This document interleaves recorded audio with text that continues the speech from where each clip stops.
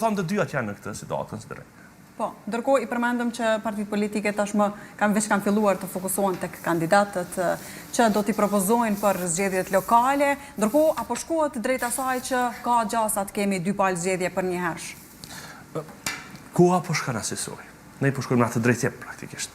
Nëse eventualisht një verdikt i caktuar i gjykatës kushtetuese ose gjykimit tyre i saj do të na jepte një rrethon të re, ndoshta do të mund të kishte supozojmë bllokim të kuvendit, por jo të qeverisë.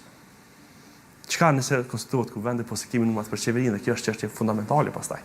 Praktikisht do të provojë 2 herë me kandidatët nga partia fituese e zgjedhjeve dhe e treta do të jetë në diskrecionin e presidentes së vendit dhe duke por rrethonën aktuale, qëndrimet që mon PDK-ja dhe LDK-ja në raport me njëra tjetrën dhe në raport me lëvizjet në vendosje, unë besoj se nuk do të kemi shumicë të re në kuvendin e Kosovës nëse lëvizja vendosje nuk arrin që të formojë shumicë. Unë nuk besoj ndryshe, pra.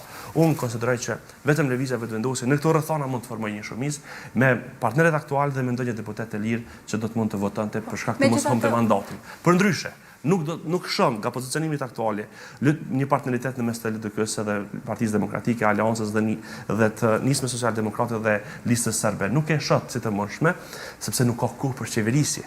Ata pastaj hyrën në një cikël të ri zgjedhjor lokal dhe këto ruajnë pozicionet e tyre politike në raport me diskursin që do të krijohej në, si ta themi, kundrejt njëra tjetrës. Kjo po na e mbon penga, shihni pra, kjo çfarë kalkulojnë këta, është se do të dukemi te qytetarët në ditën e zgjedhjeve, po jo pasoj, asnjë rrethon. Jo për çmimin e energjisë, jo për politikat lokale, jo për një avancim të pozicionit politik të Kosovës në arenën ndërkombëtare.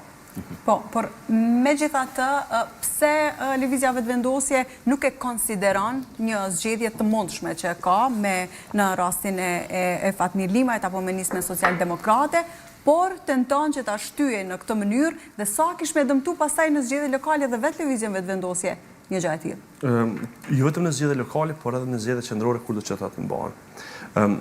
Partitë politike veprojnë me gjasë në bazë të dhënave që i kanë atu në kodër të sondazheve ose matjeve. Dikush pretendon që do të mund të ketë vota më shumë të diasporës të pranishme në kohën e një vjeshte të hershme, përkatësisht një vjeshte në nivelet e vonë, nëse do të mund të mbaheshin zgjedhjet atëherë. Dikush mund të kalkuloj se partitë politike që kanë më shumë elektorat militantesk do të mund të fitonte më shumë vota sepse dalja në zgjedhje do të jetë më e ulët për shkak se përsëritjeve të shpeshta dhe pa një rezultat pozitiv. Pra, të gjitha këto janë aq shumë të panjohura saqë s'më japin asnjë siguri mua për momentin të flas se kush do të fitonte ose kush do të humbte tash.